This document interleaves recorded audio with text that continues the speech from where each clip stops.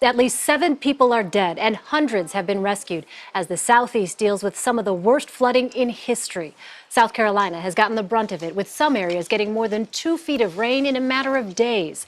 As swiftwater rescues continue, authorities are telling people to stay home. South Carolina's governor says this is the most rain the state has seen in 1,000 years. David Begnaud is in Columbia. Oh my God, the truck is sinking. The truck is sinking. The devastating flooding hitting South Carolina has reached catastrophic levels. At least 5 people have been killed in the state, and officials are worried that number will rise. Several days of relentless rainfall have left roads so saturated, on Sunday, many of them gave way. We haven't seen this level of rain in the Low Country in 1,000 years. That's how big this is. Crews rescued hundreds of people from fast-moving floodwaters. Yep, he just made a mistake. The driver of this pickup truck tried to drive through a flooded street, but his car was quickly overtaken. A man swam in to try to rescue him, but moments later, he too was trapped in the high water. Both men were rescued by emergency crews in a scene that is playing out across this state. This is Gills Creek. The water here has risen, we're told, at least 10 feet, and there's concern of another dam failure just right up the road. We've learned at least 5 dams have failed in Lexington and Richland counties, flooding those communities and prompting county officials to issue a curfew.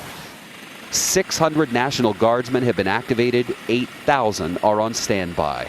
The Coast Guard rescued this woman and her 15-month-old child after they became stranded in their home in Charleston. This is an incident we've never had before because it's water and it's slow moving and it's sitting, and we can't just take the water out. We were there as Ronald Austin retrieved medicine from the flooded home of his 84-year-old father. A neighbor with a kayak helped Austin make the potentially life-saving trip. Just a godsend right there. You'd be able to, somebody to give you a ride there, you know, that was just almost like an answer to a prayer. David Begnaud joins us now from Columbia. David, you just looked soaked through and through. Can you give us an idea what the conditions are like where you are right now? Look, let me set the scene for you. When I was here 12 hours ago, there was water up to about 5 feet here. There was a car down the street where the water was up to the window. Here's what happened. One of the dams that failed sent water rushing down here. So the small river that usually runs was elevated, and I'm telling you, it started rushing not around buildings, but through buildings. I want to show you this building. This is the Liberty Income Tax. Look at this. The water went through the building and destroyed it, okay? And then right here is a sinkhole. There are sinkholes all over town. There are reports of caskets that have come out of the ground and are floating in some cemeteries.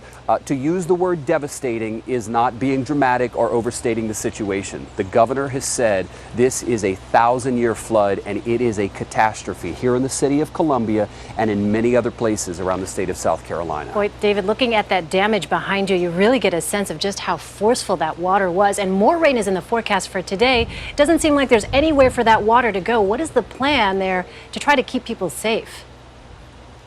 Look, the bottom line is the governor has said this: I can keep you safe so long as you stay off the roads and in your home. The tricky part is if you stay in your home with all these dam failures that they've had, at least 5 dams so far, the concern is that the dam failure is going to send water in an area that even the rainfall wouldn't really affect. So the bottom line from the governor, stay in your home, stay off the roadways. They want to keep the roadways, at least those that are still open to emergency vehicles. So how is the community holding up? Are they complying with the governor's request?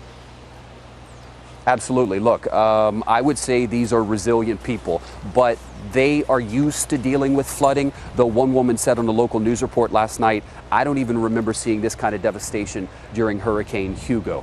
A resilient community, but a wary community. This has happened within 72 hours. People are at home. A lot of people don't have water. Those who do have water, the city has said you need to boil it. We were at a hotel last night. You can't find food in town. Everything is closed. There was a Ruth's Chris that served us last night, not because we wanted a fancy meal, but because they were trying to do whatever they could to help anyone who was in the hotel lobby just trying to get a room. There are very few rooms in town to be had. And as for the water, the city says you may not have it for another 3 to 4 days. There's another 2 to 4, maybe 6 inches of rain that could fall here in Columbia. and across the state of South Carolina. So the governor says, look, we're not out of the roads yet. This could be another major flooding event for the next 24 to 36 hours. And then after that, you're looking at days and maybe weeks of cleanup. Difficult situation there in South Carolina. David Begnaud reporting. David, thank you.